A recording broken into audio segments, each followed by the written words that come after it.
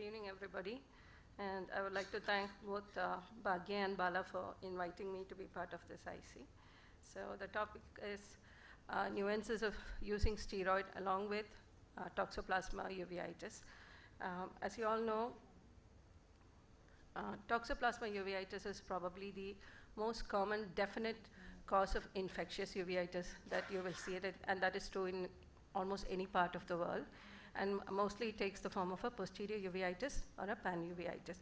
So this talk is going to cover the indications for using systemic steroids, the dose, when to start it, for how long to give it, and the route of administration.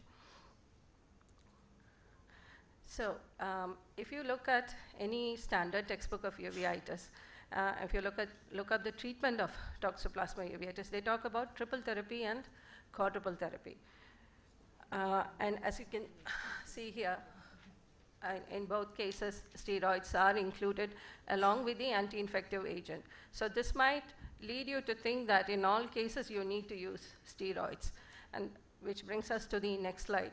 Why do we need to use steroids at all in an infectious uveitis? Isn't just the anti-infective agent enough? So primarily there are three reasons for using steroids in any infectious uveitis. The first and foremost is controlling the inflammation, which can take the form of either vitritis, vasculitis, disc edema, macular edema, or exudative retinal detachment.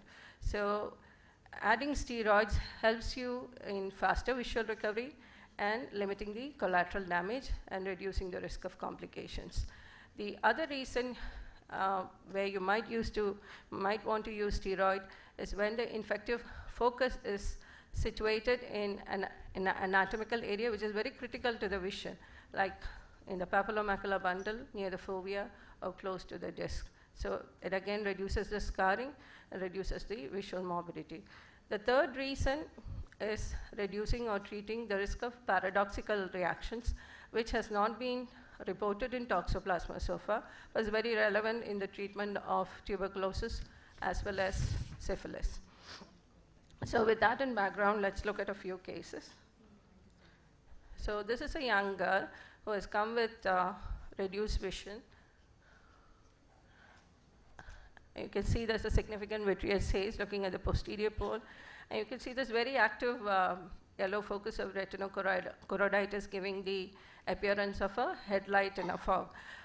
Now, at this point, I want to tell you that the vitritis in Toxoplasma is very variable. It can vary from mild to severe. So you don't always get the headlight and the fog appearance.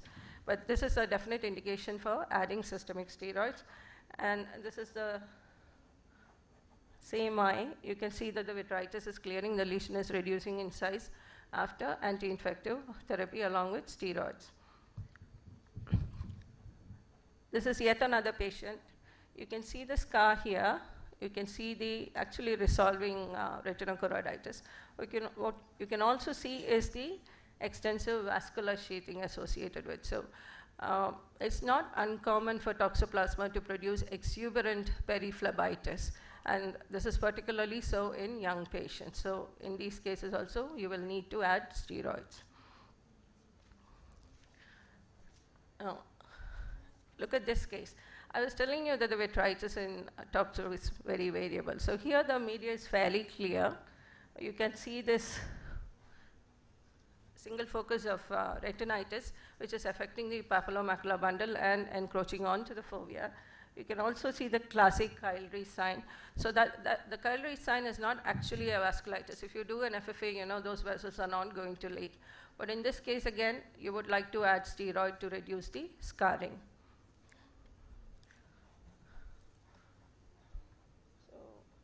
You have one more case here, unifocal retinitis. It's been treated with, we normally use Bactrim with steroid. And you can see the way it is clearing up nicely with hardly any pigment rechanges.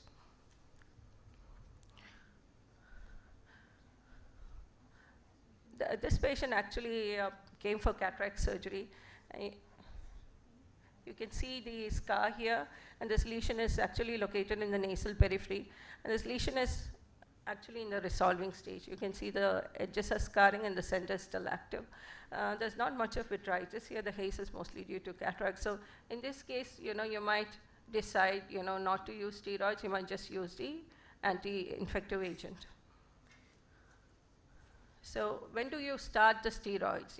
It's always under the cover of the anti-infective agent. So it's always a good idea in any infection, in any active infection, to allow the anti-infective agent to act before you add the steroids. And we normally wait for 48 to 72 hours. And how long do you give it? There's a slight difference in the dose and tapering schedule which we use in infectious versus non-infectious uveitis. In autoimmune uveitis, generally the course of steroids lasts for about 12 to 14 weeks. Here you need only a shorter course, but you always taper according to the response. And I generally stop the steroids before I stop the antibiotic. The dose of steroids, again, and it can vary from 0.5 to 1 milligram per kilogram body weight. I don't like to exceed 1 milligram per kilogram body weight, because we are actually looking only for an anti-inflammatory response. We don't want to immunosuppress this patient. So within that range, the dose will depend on the severity of the inflammation you are trying to control. So if you have severe papillitis or vasculitis or vitritis, you might move to the higher end of the range. And last but not the least, the route of administration of steroids. I think the route of administration of steroids in any uveitis depends on the anatomical classification where the maximum inflammation is. So if it's a pan-uveitis and you have AC reaction, you would use topical steroid. The frequency depends on the severity. But when it comes to the posterior segment, it's the safest to stick to oral steroids. Now there are case reports of patients who could not tolerate oral medication and had to be given intravitreal clindamycin, where they have actually combined it with dexamethasone injection. And that has proved to be both safe as well as effective. Now, what about posterior subtenon or intravitreal tricot injection, the long-acting steroids? They are a big no in toxoplasma, because some people have got away with it, but there are also a lot of case reports, where it has resulted in fulminant disseminated toxoplasma retinitis or even necrotizing scleritis, and the patient has ended up losing vision. That is in spite of the anti-toxoplasma therapy. So to sum up, all cases of toxo-uveitis does not require steroids, so you need to decide on a case-to-case basis and use it only under cover of the appropriate anti-infective agent and avoid depot injections. Thank you.